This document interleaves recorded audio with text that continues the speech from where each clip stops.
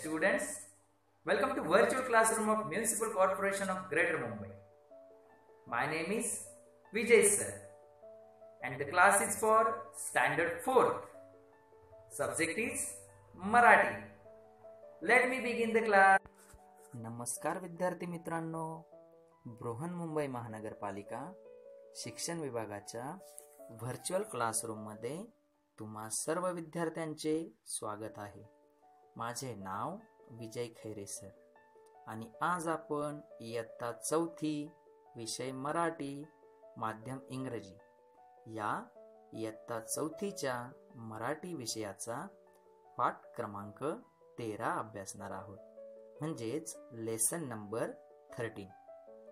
चला तर मग बघूया इयत्ता 4थी विषय मराठी माध्यम इंग्रजी या मराठी विषयाचा पाठ क्रमांक 13.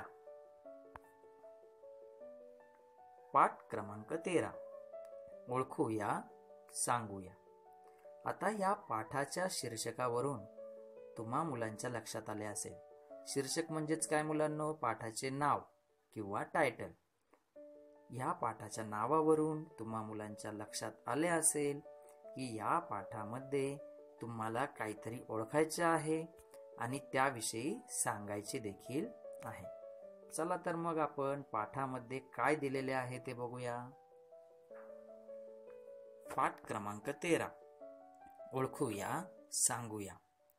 चित्रे पहा, ओळखा, वाक्य सांगा, वाक्य लिहा.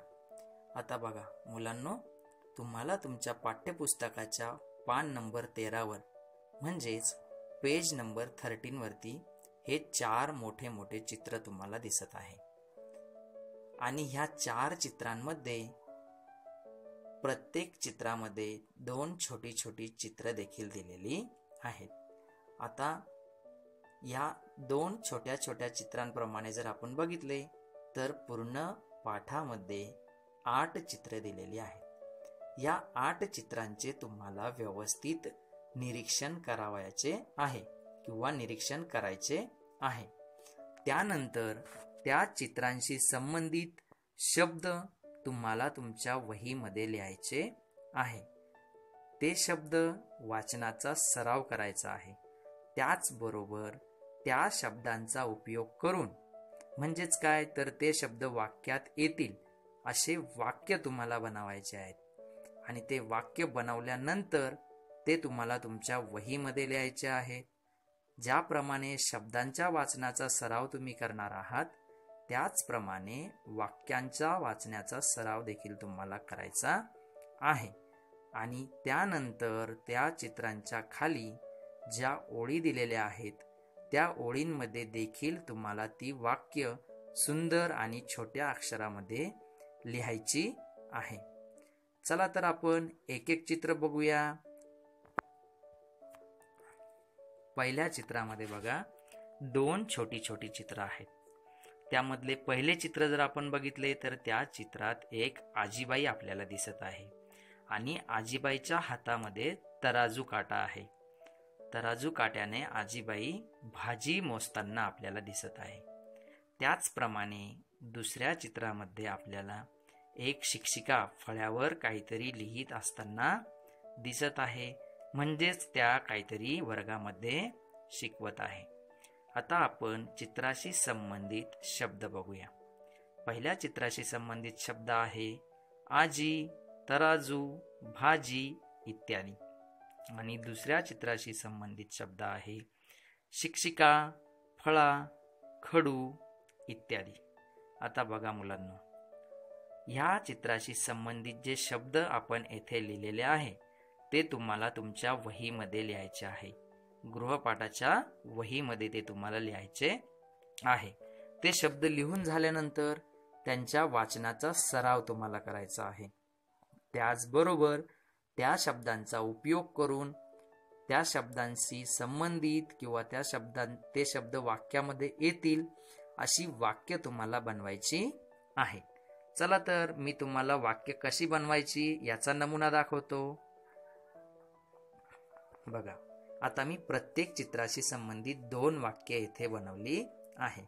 पहिल्या चित्राशी संबंधित वाक्य आहे आजी भाजी विकत आहे. आजी भाजी विकत आहे. आणि दुसऱ्या चित्राशी संबंधित शब्द आहे आजी तराजूने भाजी मोजत आहे. आजी तराजूने भाजी मोजत आहे.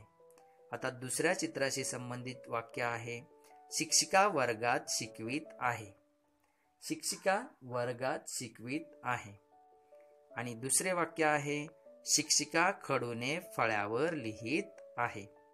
शिक्षिका खडूने फळ्यावर लिहित आहे. याप्रमाणे मुलांना तुम्हाला वाक्य बनवायचे आहे, तुमच्या वहीमध्ये लिहायची आहे, वाचनाचा सराव देखील करायचा आहे. आणि जर तुम्हाला अजून जास्त वाक्य त्या चित्रांशी संबंधित बनवता येत असतील तर ते देखील तुम्ही बनवू शकता. त्याचप्रमाणे तुमच्या पाठ्यपुस्तकामध्ये चित्रांच्या खाली ज्या ओळी दिलेल्या आहे तेथे तुम्हाला हे वाक्य सुंदर अक्षरामध्ये लिहायची आहे. आता आपण पुढचे चित्र बघूया. पुढचे चित्र बघा, दोन चित्र तुम्हाला दिसत आहे. पहिल्या चित्रामध्ये एक शिपाई काका आहे जे शाळेची घंटा म्हणजेच शाळेची बेल वाजवताना आपल्याला दिसत आहे. आणि दुसऱ्या चित्रामध्ये एक पोस्टमन काका पत्राची बॅग घेऊन पत्र वाटताना आपल्याला दिसत आहे. आता आपण चित्राशी संबंधित कोणते कोणते शब्द आलेले आहे त्याचे लेखन करूया आणि वाचन देखील करूया. मी त्याचे लेखन केलेले आहे बघा. पहिल्या चित्राशी संबंधित शब्द आहे शिपाई काका, शाळेची घंटा, शाळा इत्यादी. आणि दुसऱ्या चित्राशी संबंधित शब्द आहे पोस्टमन काका, पत्र, पत्राची बॅग इत्यादी. आता हे शब्द देखील तुम्हाला तुमच्या गृहपाठाच्या वहीमध्ये लिहायचे आहे आणि या शब्दांचा वापर करून तुम्हाला काही वाक्य देखील बनवायची आहे. कशी वाक्य बनवायची आहे त्याचा नमुना मी तुम्हाला दाखवतो. बघा, पहिल्या चित्राशी संबंधित वाक्य मी बनवले आहे. शिपाई काका शाळेची घंटा वाजवत आहे. शिपाई काका शाळेची घंटा वाजवत आहे. दुसऱ्या चित्राशी संबंधित वाक्य आहे पोस्टमन काका पत्राची बॅग घेऊन पत्र वाटत आहे. पोस्टमन काका पत्राची बॅग घेऊन पत्र वाटत आहे. याप्रमाणे मुलांनो, जर तुम्हाला जास्त वाक्य बनवता येत असतील तर ते देखील तुम्ही बनवू शकता आणि तुमच्या गृहपाठाच्या वहीमध्ये ते वाक्य लिहू शकता. वाक्य वाचण्याचा सराव देखील तुम्हाला करायचा आहे. त्याचबरोबर तुमच्या पाठ्यपुस्तकामध्ये चित्राच्या खाली ज्या ओळी दिलेल्या आहेत त्या ओळींमध्ये हे वाक्य सुंदर आणि छोट्या अक्षरामध्ये तुम्हाला लिहायची आहे. आता आपण पुढचे चित्र बघूया. चित्राकडे जर आपण व्यवस्थित बघितल्या, दोन्ही चित्रांचे जर आपण व्यवस्थित निरीक्षण केले तर पहिल्या चित्रामध्ये काही मुली आपल्याला ग्राउंडवर काहीतरी खेळताना दिसत आहे. मला तरी वाटतं त्या पकडापकडी खेळत असाव्या. आणि दुसऱ्या चित्रामध्ये काही मुले फुटबॉल खेळताना आपल्याला दिसत आहे. आता ह्या चित्राशी संबंधित शब्द आपण बघूया. मुली, क्रीडांगण, खेळ इत्यादी हे शब्द पहिल्या चित्राशी संबंधित आहे आणि मुले, क्रीडांगण, फुटबॉल इत्यादी हे शब्द दुसऱ्या चित्राशी संबंधित आहे. आता हे शब्द देखील तुम्हाला तुमच्या गृहपाठाच्या वहीमध्ये लिहायचे आहे. त्याचप्रमाणे यांच्या वाचण्याचा सराव देखील तुम्हाला करायचा आहे आणि या शब्दांचा उपयोग करून तुम्हाला वाक्य देखील बनवायची आहे. कशी बनवायची आहे वाक्य याचा नमुना मी तुम्हाला दाखवतो. बघा, आता पहिल्या चित्राशी संबंधित एक वाक्य बनवले आहे मी आणि दुसऱ्या चित्राशी संबंधित देखील एक वाक्य मी बनवले आहे.